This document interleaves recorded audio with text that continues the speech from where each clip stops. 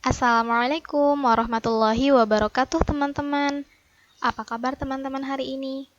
Semoga teman-teman selalu diberikan kesehatan dan selalu dilindungi oleh Allah. Alhamdulillah, hari ini kita dapat berjumpa kembali dalam Sentra Bahasa. Tema kita kali ini tentang udara dengan subtema jenis-jenis angin.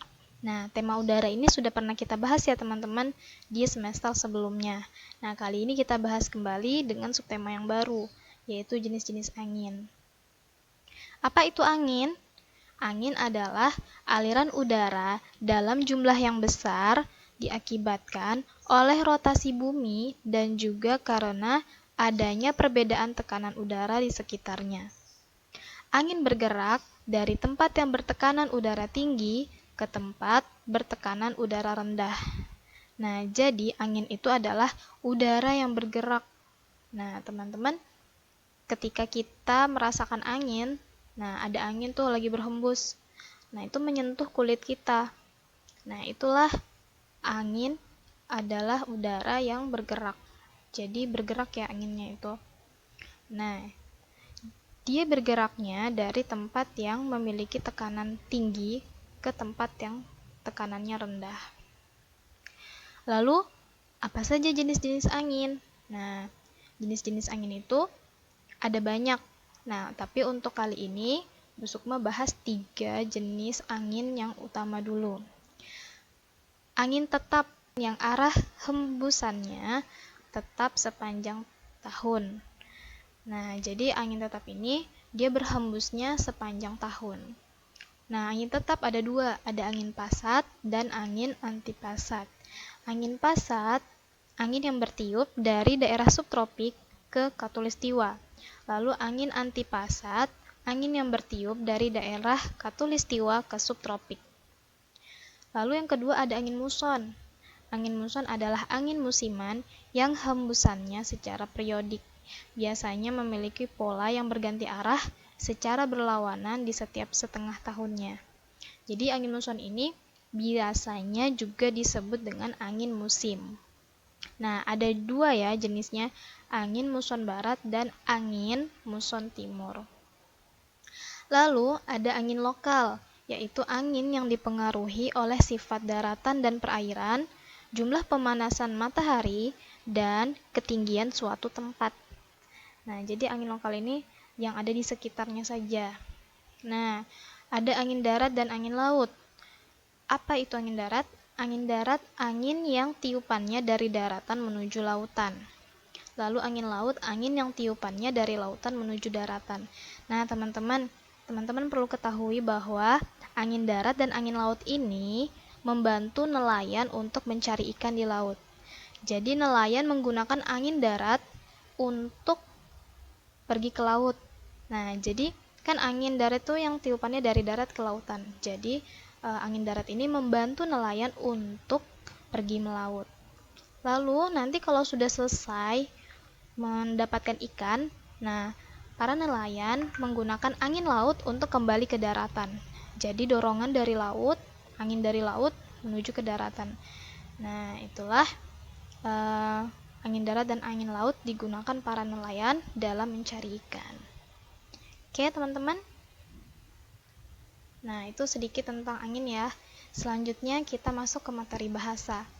Nah, untuk materi bahasa kali ini, teman-teman kelas 5, kita akan membahas tentang teks informasi dan juga ide pokok. Apa itu teks informatif? Teks informatif adalah teks yang hanya menyajikan berita faktual tanpa komentar.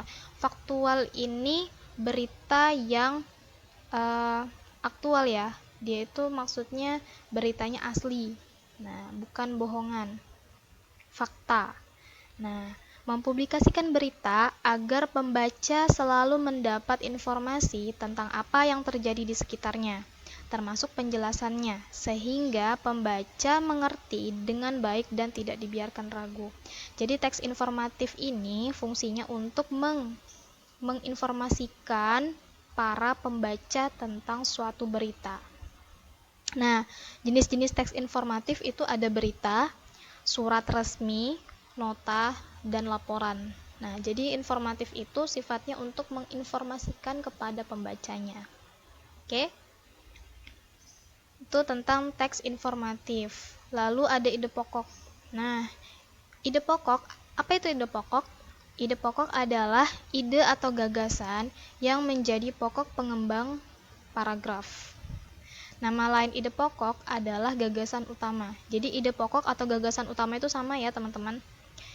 Biasanya terdapat di kalimat utama dan setiap satu paragraf hanya ada satu ide pokok. Nah, dia terdapat di kalimat utama. Tapi kalimat utama itu tidak sama dengan kalimat pertama ya.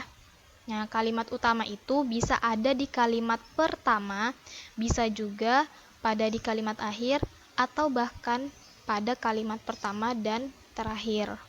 Nah, jadi ide pokok itu ada di kalimat utama. Tapi kalimat utama itu bukan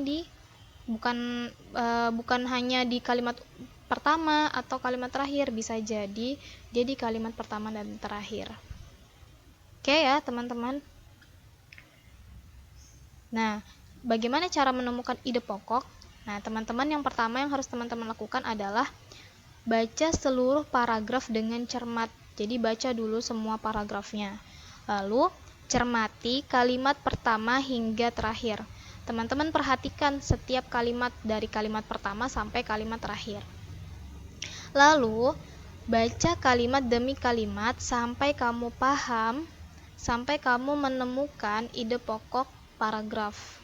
Nah, dalam satu paragraf, ide pokok biasanya terletak di awal, akhir, atau awal dan akhir paragraf. Nah, ini tadi yang sudah sebelumnya kita bahas ya. Jadi, teman-teman harus baca kalimat demi kalimat.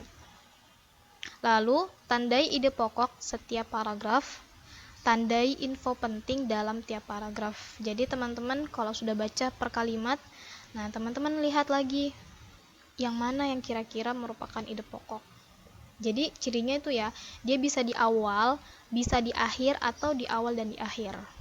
Itu ide pokok. Tuh kuncinya ya.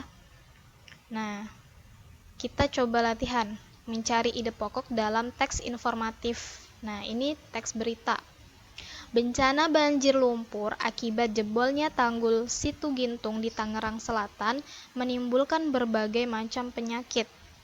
Beberapa penyakit yang akan timbul sesudah bencana adalah diare, tifus, leptospirosis, dan demam berdarah. Masalah kesehatan pada korban dan masyarakat di sekitar lokasi bencana harus segera diantisipasi. Beberapa penyakit itu muncul karena lingkungan kotor dan sumber air bersih yang tercemar lumpur. Nah, jadi ini merupakan salah satu contoh teks informatif. Ini berita ya teman-teman. Nah, ini salah satu teks berita tentang bencana banjir. Nah, mencari ide pokoknya bagaimana? Tadi kan ciri-cirinya dia bisa di kalimat pertama atau di kalimat terakhir, ataupun bisa di kalimat pertama dan kalimat terakhir. Nah, itu ide pokok ya teman-teman. Jadi teman-teman perhatikan juga tengah-tengahnya bagaimana. Jadi diperhatikan per kalimat, oh ini bahas apa, kalimat pertama, kalimat kedua bahas apa, kalimat ketiga bahas apa. Nah, seperti itu.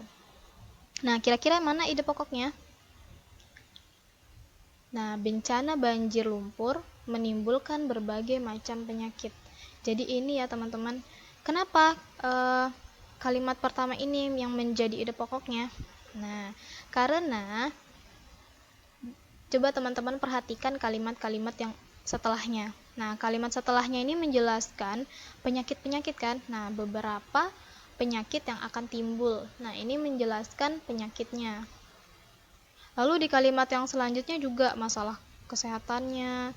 Lalu di kalimat yang selanjutnya lagi beberapa penyakit itu muncul karena apa. Nah, jadi di kalimat utama ini dia menjelaskan tentang bencana banjir lumpur ini dapat menimbulkan berbagai macam penyakit. Lalu kalimat-kalimat berikutnya ini menjelaskan kalimat utama. Seperti itu. Nah, jadi sudah jelas ya ternyata ide pokoknya ada di kalimat utama ini. Nah, nanti teman-teman ini contohnya ide pokoknya di awal. Nanti teman-teman bisa jadi menemukan teks berita atau teks informasi itu ide pokoknya bisa jadi ada di akhir. Nah, jadi teman-teman harus baca satu per satu kalimatnya. Jadi baca satu kalimat lagi, dibaca benar-benar, dicermati. Oke ya, teman-teman. Oke, nah selanjutnya kita masuk ke pekerjaan. Nah, teman-teman silahkan cari teks berita yang berhubungan dengan tema udara. Teman-teman boleh cari di koran, atau teman-teman boleh cari di internet. Nah, jadi cari koran online, ya. Di koran online tuh nanti teman-teman bisa cari yang hubungannya dengan tema udara. Bebas ya, yang pastinya tentang udara. Lalu teman-teman tulis kembali berita tersebut. Misalnya teman-teman udah dapat, teman-teman tulis kembali. Lalu teman-teman tentukan ide pokok dari berita yang sudah teman-teman dapat. Nah, kalau ada paragrafnya, per paragraf cari ide pokoknya. Ya, seperti tadi caranya. Lalu teman-teman buatlah pekerjaan ini dengan sekreatif teman-teman. Boleh dihias bagaimanapun bentuknya. Nah, pastikan teman-teman dibuat semenarik mungkin ya, seperti di sekolah besok kan dihias-hias. Nah, teman-teman silahkan buatnya seperti itu. Bebas mau seperti apa hiasannya, tapi pastikan tidak monoton ya teman-teman. Bukan cuma di satu kertas aja. Nah, teman-teman boleh tambahkan yang lain, mau tambah gambar angin, mau tambah tempel-tempelan, boleh silahkan ya, bebas. Tapi pastikan teman-teman ini mencari ide pokok dari beritanya. Oke teman-teman, alhamdulillah Ibu rasa cukup untuk materi bahasa kali ini. Semoga teman-teman diberikan kemudahan saat mengerjakan pekerjaan ini. Oke, Ibu rasa cukup. Terima kasih. Billahi taufiq wal hidayah. Assalamualaikum warahmatullahi wabarakatuh.